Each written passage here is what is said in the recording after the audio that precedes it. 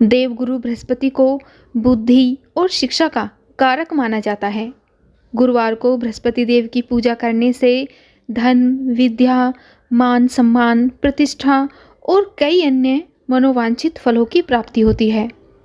गुरुवार के दिन व्रत की कथा सुनने अथवा पढ़ने से घर परिवार में सुख समृद्धि बनी रहती है। भारतवर्ष में एक प्रतापी और दानी राजा राज्य करता था।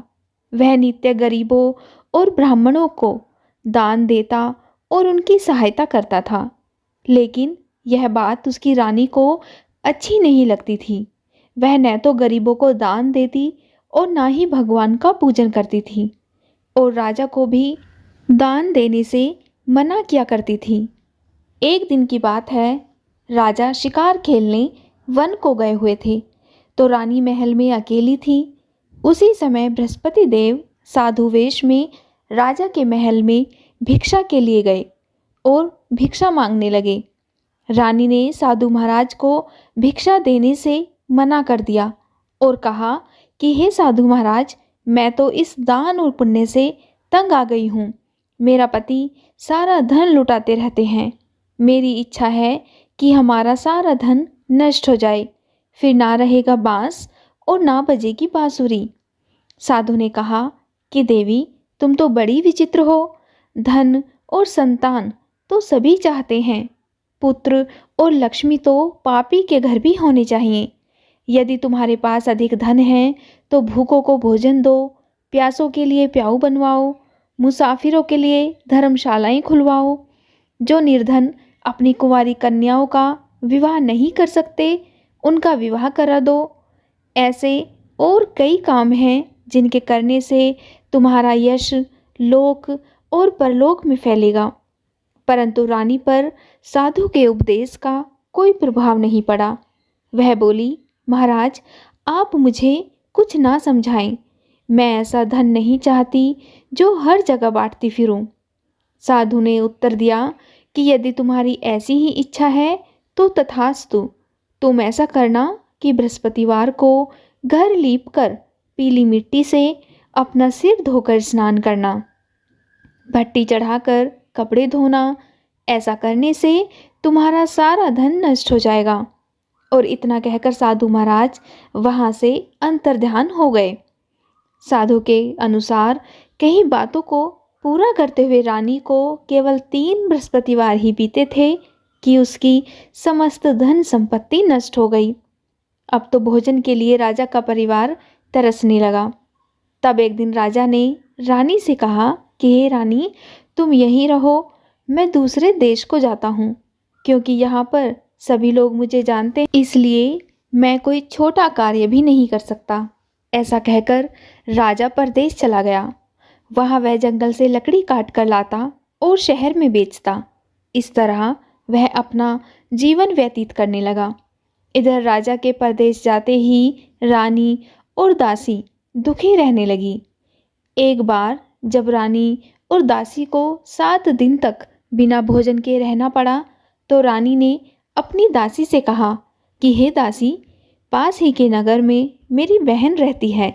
वह बड़ी धनवान है, तू उसके पास जा और कुछ लेकर आ, ताकि थोड़ी बहुत गुजर बसर हो जाए। दासी रानी की बहन के पास गई।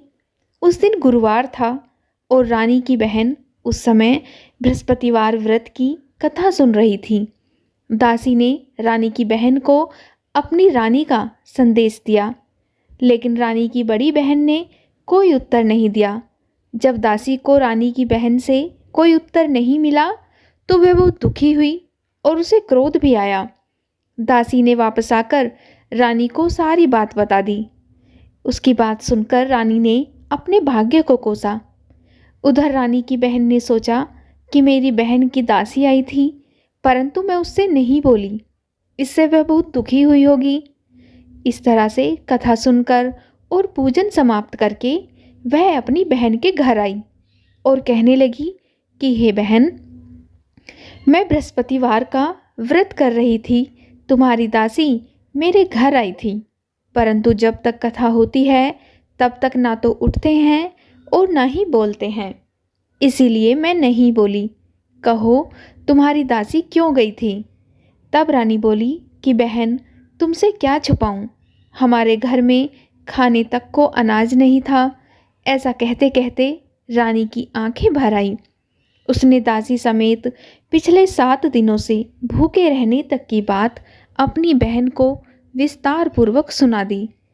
रानी की बहन बोली, देखो बहन, भगवान बृहस्पति देव सबकी मनोकामना को पूर्ण करते हैं। देखो, शायद तुम्हारे घर में अनाज रखा हो।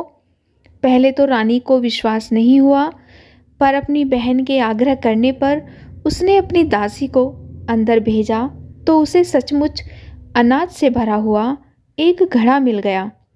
यह देखकर दासी को बड़ी हैरानी हुई। दासी रानी से कहने लगी कि हे रानी, जब हमको भोजन नहीं मिलता तो हम व्रत ही तो करते हैं, इसीलिए क्यों ना इनसे व्रत की कथा और विधि पूछ ली जाए ताकि हम भी व्रत कर सकें। तब रानी ने अपनी बहन से बृहस्पतिवार व्रत के बारे में पूछा। उसकी बहन ने बताया कि बृहस्पतिवार के व्रत में चने की दाल और मुनक्का से विष्णु भगवान का केले की जड़ में पूजन करें तथा दीपक जलाएं, व्रत कथा सुने और पीला भोजन ही करें। इससे बृहस्पति देव प्रसन्न होते हैं। व्रत और पूजन विधि बताकर रानी की बहन अपने घर को लौट गई। 7 दिन के बाद जब गुरुवार आया तो रानी और दासी ने व्रत रखा। दासी घुड़साल में जाकर चना और गुड़ लेकर आई। फिर उसने केले की जड़ तथा विष्णु भगवान का पूजन किया। अब पीला भोजन कहाँ से आए, इस बात को लेकर दोनों बहुत दुखी थीं।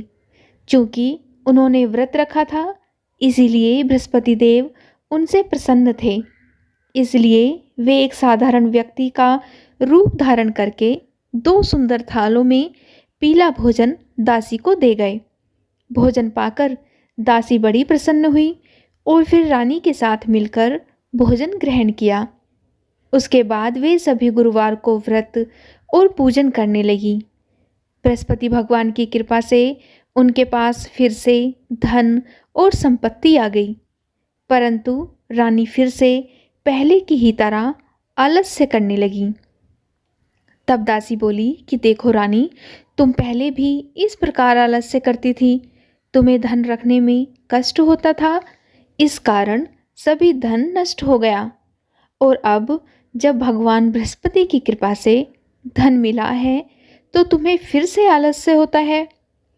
रानी को समझाते हुए दासी कहती है कि बड़ी मुसीबतों के बाद हमने यह धन पाया है, इसीलिए हमें दान और पुण्य करना चाहिए, भूखे मनुष्य को भोजन कराना चाहिए और धन को शुभ कार्यों में खर्च करना चाहिए, जिससे तुम्हारे कुल का यश बढ़ेगा, स्वर्ग की प्राप्ति होगी और पितृ प्रसन्न होंगे। दासी की बात मानकर रानी अपना धन शुभ कार्यों में खर्च करने लगी, जिससे पूरे नगर में उसका यश फैलने लगा। एक दिन राजा दुखी होकर जंगल में एक पेड़ के नीचे आसन जमाकर बैठ गया और वह अपनी दशा को याद करके व्याकुल होने लगा। बृहस्पतिवार का दिन था। एकाएक उसने देखा कि निर्जन वन में एक साधु प्रकट हुए। वह साधु वेश में स्वयं बृहस्पति देवता थे। लक्कड़हारे के सामने आकर बोले कि हे लक्कड़हारे, इस सुनसान जंगल में तू चिंतामग्न क्यों बैठा है?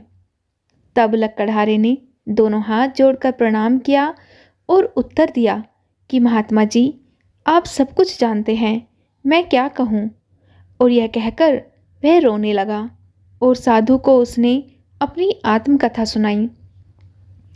तब महात्मा जी ने कहा कि तुम्हारी स्त्री ने बृहस्पति के दिन बृहस्पति भगवान का निरादर किया है, जिसके कारण रुष्ट होकर उन्होंने तुम्हारी यह दशा कर दी।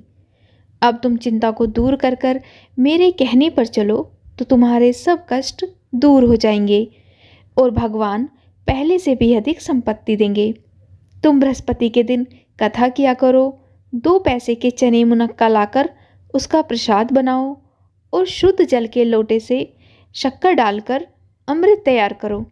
कथा के पश्चात अपने सारे परिवार और सुनने वाले प्रेमियों में अमृत व प्रसाद बांटकर आप भी ग्रहण करो। ऐसा करने से भगवान तुम्हारी सब मनोकामनाएं पूरी करेंगे। इस प्रकार साधु के वचन सुनकर लकड़हारा बोला कि हे प्रभु, मुझे लकड़ी बेचकर इतना पैसा नहीं मिलता जिससे भोजन के उपरांत कुछ बचा सकूं। मैंने रात्रि में अपनी स्त्री को व्याकुल देखा है। मेरे पास कुछ भी नहीं है जिससे मैं उसकी खबर मंगा सकूं। साधु ने कहा कि हे लकड़हारे, तुम किसी बात की चिंता मत करो। बृहस्पति के दिन तुम रोजाना की तरह लकड़ियाँ लेकर शहर को जाओ। तुमको रोज से दुगना धन प्राप्त होगा, जिससे तुम भली भांति भोजन कर लोगे तथा बृहस्पति देव की पूजा का सामान भी आ जाएगा। इतना कहकर साधु महाराज वहाँ से अंतर्ध्यान हो गए। धीरे धीरे समय व्यतीत होने पर फिर वही बृहस्पतिवार का दिन आया। लकड़हारा जंगल से लकड़ी काटकर किसी शहर में बेचने गया। उसे उस दिन और दिन से अधिक पैसा मिला।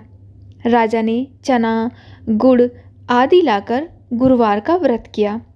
उस दिन से उसके सभी कलेश दूर हुए। परंतु जब दोबारा गुरुवार का दिन आया तो बृहस्पतिवार का व्रत करना भूल गया। इस कारण बृहस्पति भगवान उससे नाराज हो गए। उस दिन उस नगर के राजा ने विशाल यज्ञ का आयोजन किया तथा शहर में यह घोषणा करा दी कि कोई भी मनुष्य अपने घर में भोजन ना बनाए, ना आग जलाए। समस्त जनता मेरे यहाँ भोजन करने आए।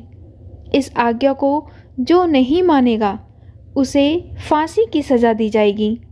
और इस तरह की घोषणा संपूर्ण नगर में करवा दी गई।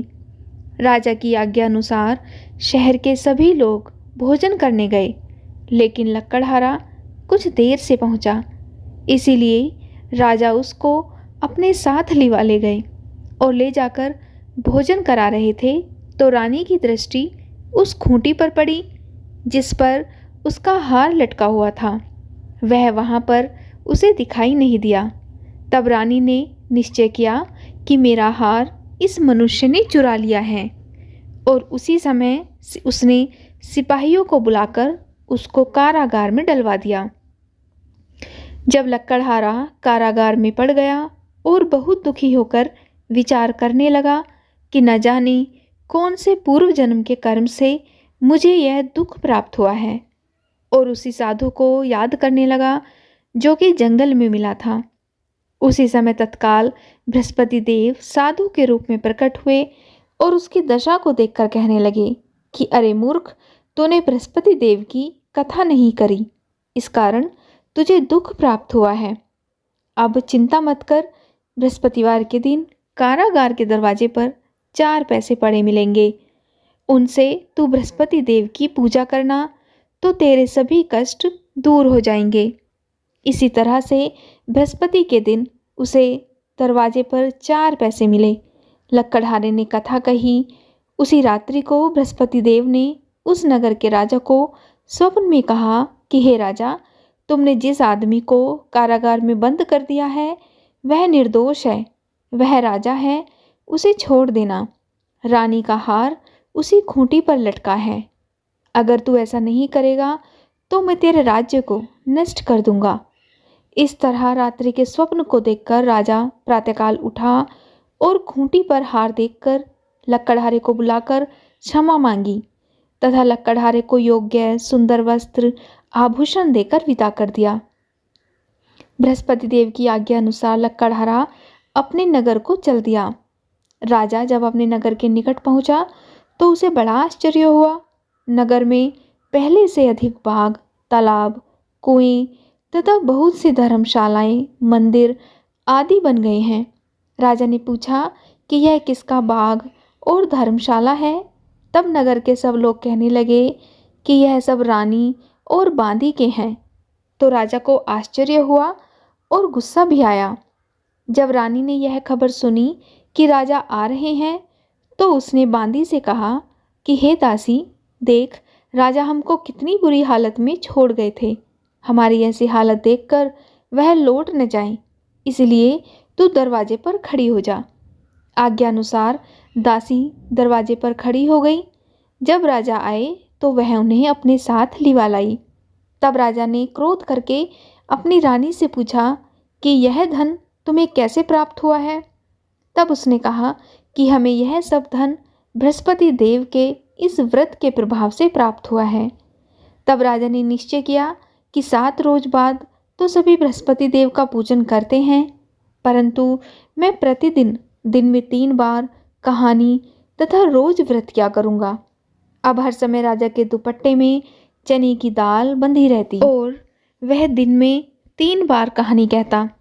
एक रोज राजा ने विचार किया कि चलो अपनी बहन के यहाँ हो आए, और इस तरह निश्चय करके राजा घोड़े पर सवार होकर अपनी बहन के यहाँ को चलने लगा। मार्ग में उसने देखा कि कुछ आदमी एक मुर्दे को लिए जा रहे हैं। उन्हें रोककर राजा कहने लगा कि अरे भाइयों, मेरी बृहस्पति देव की कथा सुन लो। वे बोले, लो, हमारा तो आदमी मर गया है और इसको अपनी कथा की पड़ी है। परंतु कुछ आदमी बोले, अच्छा कहो, हम तुम्हारी कथा भी सुनेंगे। तब राजा ने दाल निकाली और जब कथा आधी हुई तो मुर्दा हिलने लग गया, और जब कथा समाप्त हो गई तो राम राम करके वह मनुष्य उठकर खड़ा हो गया। आगे मार्ग में उसे एक किसान खेत में हल चलाता मिला। राजा ने उसे देखा और उससे बोला कि अरे भैया, तुम मेरी बृहस्पतिवार की कथा सुन लो। तब किसान बोला कि जब तक मैं तेरी कथा सुनूंगा तब तक 4 हरैया जोत लूँगा। जा, अपनी कथा किसी और को सुनाना। इस तरह राजा आगे चलने लगा। राजा के हटते ही किसान के बैल पछाड़ खाकर गिर गए तथा किसान के पेट में बड़ी जोर का दर्द होने लगा। उस समय उसकी माँ रोटी लेकर आई। उसने जब ये देखा तो अपने पुत्र से सब हाल पूछा और बेटे ने सभी हाल कह दिया। तो बुढ़िया दौड़ी दौड़ी उस घुड़सवार के पास गई और उससे बोली कि मैं तेरी कथा सुनूंगी, तू अपनी कथा मेरे खेत पर चलकर ही कहना।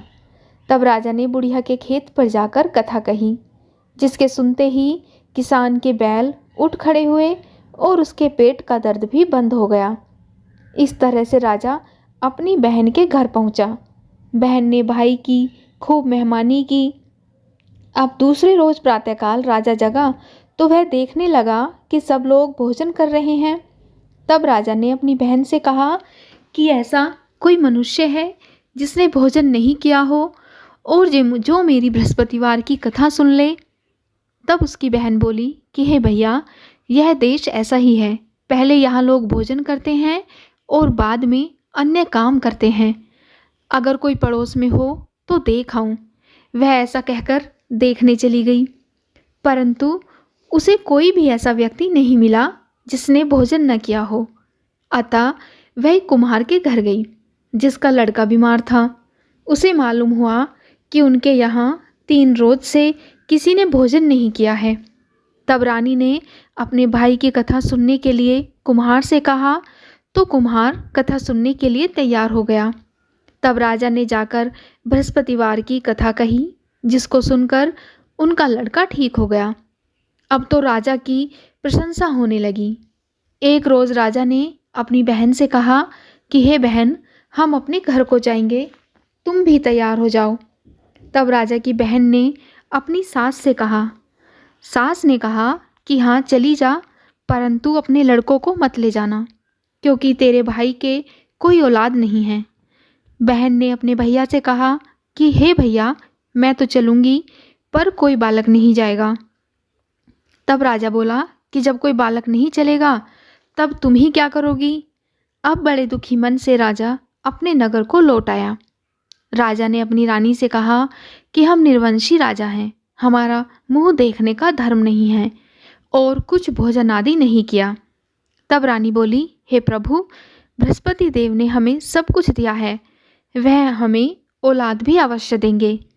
उसी रात को बृहस्पति देव ने राजा से स्वप्न में कहा कि हे राजा, उठ, सभी सोच को त्याग दे, तेरी रानी गर्भ से है। राजा की यह बात सुनकर बड़ी खुशी हुई और 9वें महीने में रानी के गर्भ से एक सुंदर पुत्र पैदा हुआ। तब राजा बोला, हे रानी, स्त्री बिना भोजन के रह सकती है, पर बिना कहे नहीं रह सकती। जब मेरी बहन आए तब तुम उससे कुछ मत कहना। यह सुनकर रानी ने हाँ कर दिया। इस तरह से जब राजा की बहन ने यह शुभ समाचार सुना तो वह बहुत खुश हुई तथा बधाई लेकर अपने भाई के यहाँ आई। तब रानी ने कहा कि घोड़ा चढ़कर तो नहीं आई, गधा चढ़ी आई। राजा की बहन बोली कि भाभी, मैं इस प्रकार ना कहती तो तुम्हें औलाद कैसे मिलती। बृहस्पति देव ऐसे ही हैं, जैसे जिसके मन में कामनाएं हैं सभी को पूर्ण करते हैं। जो सद्भावना पूर्वक बृहस्पतिवार का व्रत करता है एवं कथा पढ़ता है अथवा सुनता है या दूसरों को सुनाता है, बृहस्पति देव उसकी सभी मनोकामनाएं पूरी करते हैं। भगवान बृहस्पति देव उसकी सदैव रक्षा करते हैं। संसार में जो मनुष्य सद्भावना से भगवान बृहस्पति का पूजन व्रत सच्चे हृदय से करते हैं, उनकी सभी मनोकामनाएं पूरी होती हैं।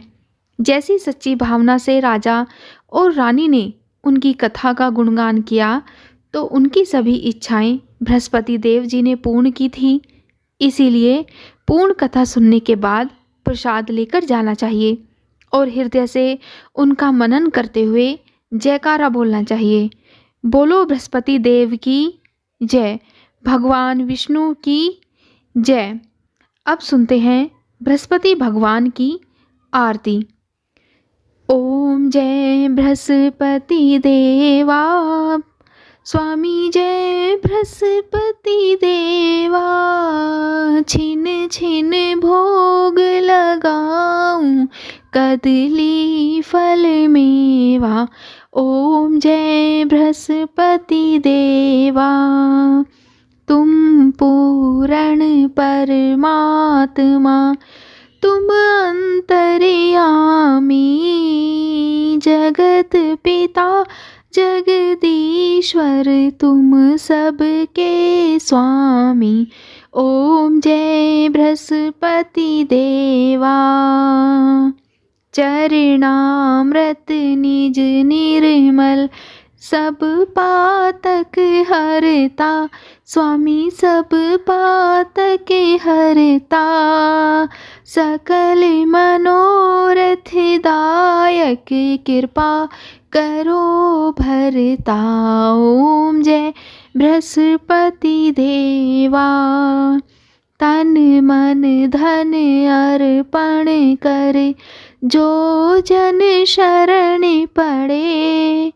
प्रभु प्रकट तब होकर, आकर द्वार खड़े। ओम जय बृहस्पति देवा। दीन दयाल दयानिधि, भगतन हितकारी। पाप दोष सब हरता, भव बंधन हारी।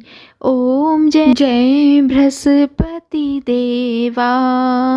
सकल मनोरथ दायक, सब संशय तारो। स्वामी सब संशय तारो। विषय विकार मिटाओ, संतन सुखकारी। ओम जय बृहस्पति देवा। जो कोई आरती तेरी प्रेम सहित गावे। स्वामी प्रेम सहित गावे। ज्येष्ठानंद आनंद कर, ज्येष्ठानंद आनंद कर। सो निश्चय पावे। ओम जय बृहस्पति देवा। सब बोलो विष्णु भगवान की जय, बृहस्पति भगवान की जय।